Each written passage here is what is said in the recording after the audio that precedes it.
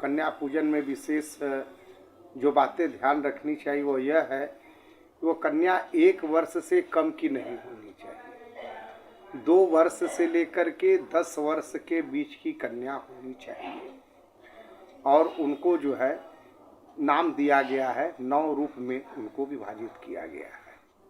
पहली बात।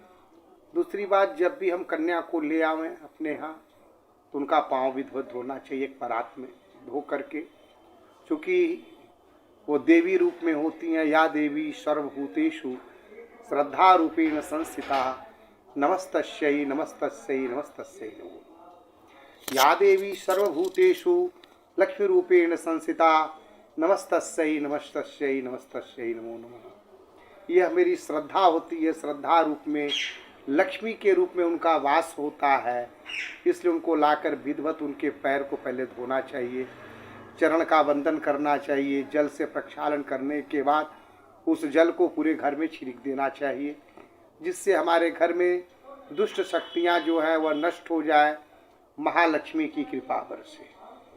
उसके बाद उनको विधिवत जो है कुमकुम रोरी का तिलक लगाना चाहिए, अक्षत लगाना चाहिए और एक एक जो है जवा का माला या गुड़हल का माला पहनाना चाहिए।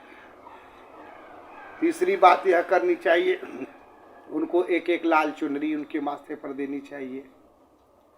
लाल चुनरी के साथ फिर उनको महत्वपूर्ण जो सबसे बड़ी चीज़ है, हमको उनको जो है पूड़ी और हलवा का भोजन कराना चाहिए और उसके बाद भोजन कराने के बाद उनको कुछ दक्षिणा देनी चाहिए।